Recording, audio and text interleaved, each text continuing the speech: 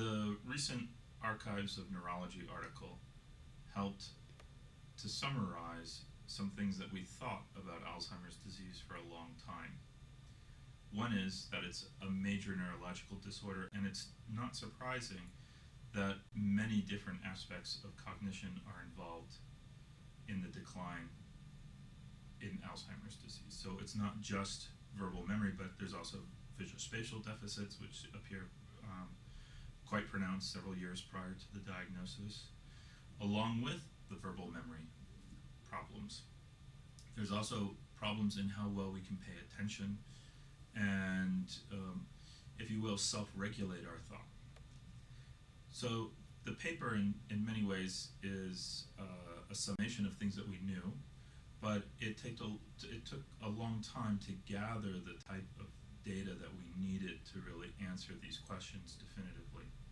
So this paper looked at data from individuals over 25 years, hundreds and hundreds of people, some of whom did go on to develop dementia and some who did not.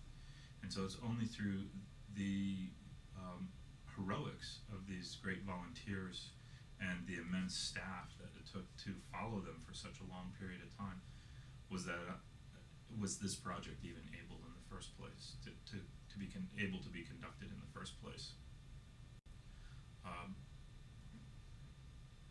Is that enough for the beginning? That's good.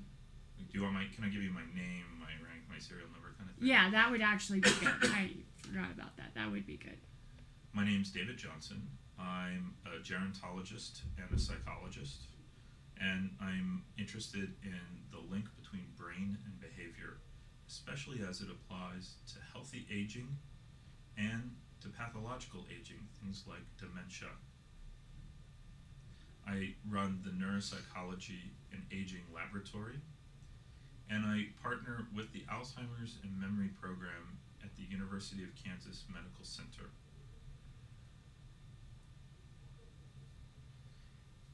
In the developed world at the turn of the 1900s, the average age or the life expectancy of individuals was either 50 years old or a little before, depending on the nation.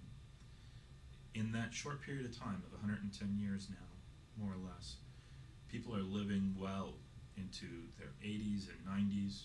Our life expectancy is in the middle 70s. And people live vibrant, healthy lives for much longer than they ever have before. So with this great change in, if you will, our life expectancy, our biology is now catching up in a way that it couldn't possibly have caught up yet. Evolutionarily speaking, we have just started in the last eye blink of time to live long.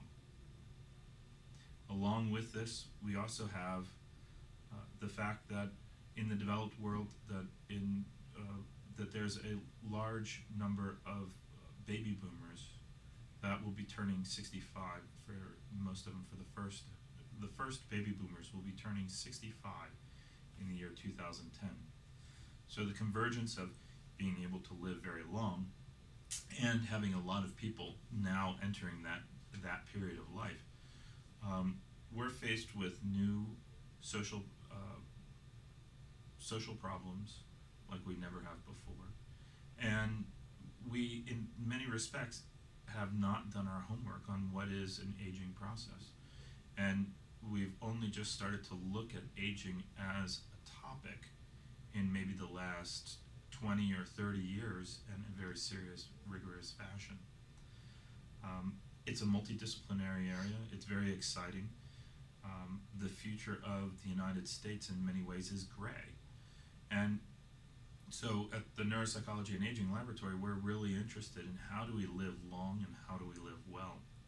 And some of that is by looking at the biological basis, the brain basis of our behaviors. But it's also to seek out our healthiest individuals and to see how they do it and learn from them. So we have a multidisciplinary task ahead of us and a multidisciplinary team that we assemble. I'm a clinical psychologist, but I work with neurologists, psychiatrists, nurses, social workers, and sociologists, anthropologists, any tool, any discipline that we can use to gain better insight into aging. So in general, I take students in two different ways. The first is through the gerontology program, which is a multidisciplinary graduate program, where the individuals study the entire older adult, the entire aging individual and phenomena, and as well in the clinical psychology department, where we look at the mental health and the clinical determinants of dementia and different ways of assessing dementia and trying to understand the biological bases of those behaviors. I was interested initially in this topic. I did have a very close relationship with my 91-year-old grandmother who passed away with Alzheimer's disease in 1988. But also through time and good mentorship, I came to understand just how valuable and really interesting this developmental process towards the end of our later years and our end of our life, it truly is.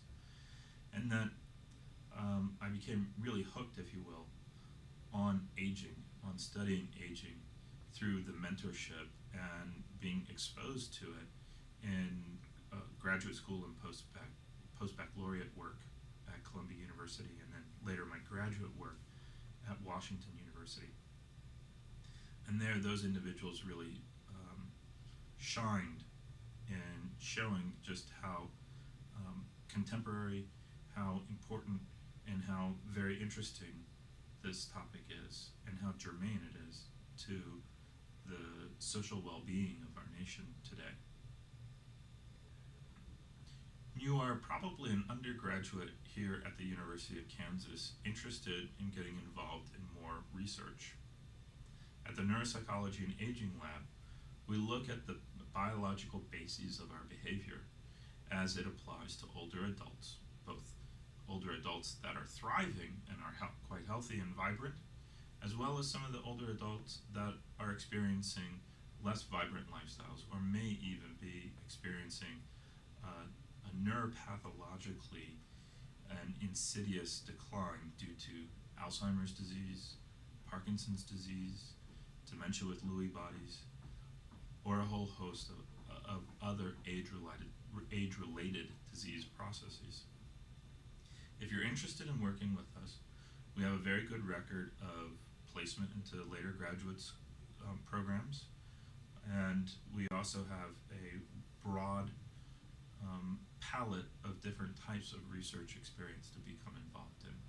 I encourage you to contact me, the Gerontology Center, or the Psychology Department.